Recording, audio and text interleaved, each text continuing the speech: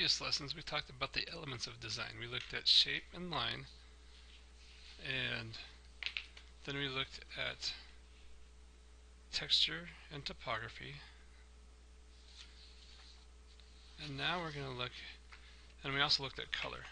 Now we're going to look at the principles, more theory and stuff behind web design. So this one's going to focus on movement. So we're going to explore the principle of movement on a website. And basically that's talking about eye movement. And through this lesson I want you to think about how can you create an illusion of movement with text. Alright, when we talk about movement we're talking about two types. There's the natural eye movement that in the Western Hemisphere we typically start at the top of the page, top left, go from left to right, and we move down the page. And that's the way we learn to read. And that's the natural eye movement. In the Eastern Hemisphere, in places like China and Korea and other places, they start to the left and they go the opposite direction. And then we have what's called designer created movement, where you actually consciously put things on the page to focus your eyes on a certain part of the page. Alright, like I said, in the US and the Western Hemisphere, we start at the top left and we move from left to right. And we always come back to the left side of the page. And then we also move down the page. Okay? So when you look at a website, that's the way we're going to read a website. Here are two good websites that actually have done studies on eye movement. So let's look at these two websites. So we follow an F-shaped pattern when reading web content, and if you're interested you can come back and read all through this, but they did a study of many different people and they put goggles on them that actually tracked their eye movement. And you can see that they started at the top, went from left to right, and they moved down the page. And if you look at this middle picture where there's a graphic in the middle, you can still kind of see the F movement. And here's a Google result page. So they start at the top, move left to right, and they move down the page. But notice the further down the page they go, the less they focus. These red areas in here indicate where they spend the most time. So it's tracking their movement, and the red is where the eye focused the most, and as they go down the page there's less interest. So again, feel free to read this web page. We'll look at the other one. So again, you can see that the F movement, so if you think of the letter F, you have the line going across the top, line in the middle, and then you have a line going down the side. So what this is saying is you want to put your important information at the top and your less important information at the bottom. Think about a newspaper. The headlines are above the fold. And because people, when you pick up a newspaper, first thing you do is you look at the headlines and then you unfold it. So you want to put the information at the top. Same thing when you come to a web page. The important information is at the top, and then you start scrolling down, but the more you scroll, the more interest you lose. So if you're looking at a shopping cart, like say this Coleman website, notice more focus is up at the top, and as they come down, they start to lose interest. Okay, so the items placed up here probably get more attention, and they probably place their better selling items, or maybe their more expensive items, at the top, because that's where people tend to focus first. Now if you're looking for a specific thing, then obviously this user is searching for this specific object, and that's where they went to first. So if you're scanning the page for a specific object, then it doesn't really matter where you put it.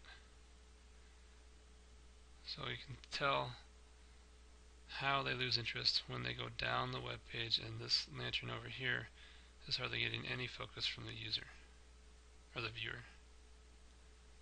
Okay, so there's just more images and lines. Like I said, if you're really interested in this, feel free to move on, or feel free to come back and read this page. I just wanted to show you the illustrations of how people view web pages.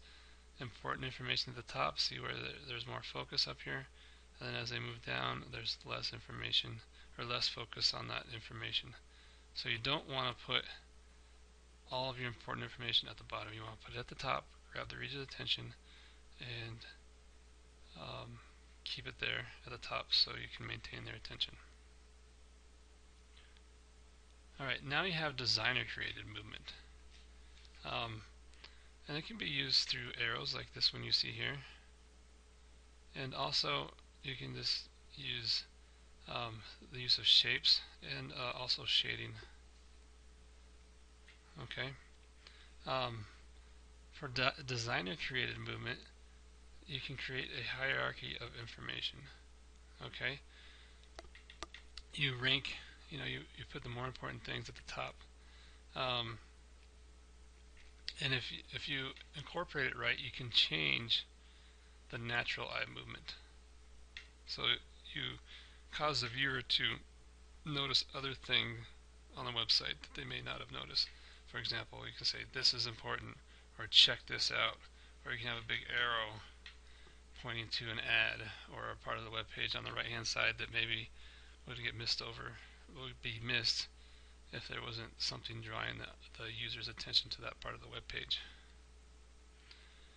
Alright, you have a new project. You should have finished up your paper. Now you're going to do a similar project for movement, which we just talked about, balance, proximity, repetition, and unity. For this project, it's your choice. You can write a paper and have a paragraph on each topic, or you can do a screen recording like I've been doing on some of these websites and submit that, but just make sure you talk about movement, balance, proximity, repetition, and unity. You could make a PowerPoint. It's an open project, so you just have to convey the information you have to let me know that you've looked at a website, and you got to tell me what website you're looking at. So if you want to do a PowerPoint, maybe you could do a slide on each one of these topics here.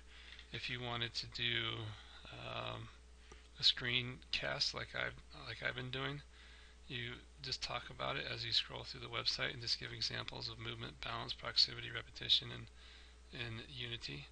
So that is your project for this period, for these 5 topics here. And if you just want to write a paper, that's fine. If you have any questions, please let me know. Alright, so you're going to choose a website. You can choose the same one you've been using, or you can choose a different one, but make sure you keep one website for the 5 topics, and you're going to analyze it as movement. And also think about shading and other items or strategies that the web designer uses to focus your eyes on one part of the web page. Okay, then make sure you have a justification of how they use movement. And like I said, it could be a PowerPoint, it could be a screencast, it can be a paper.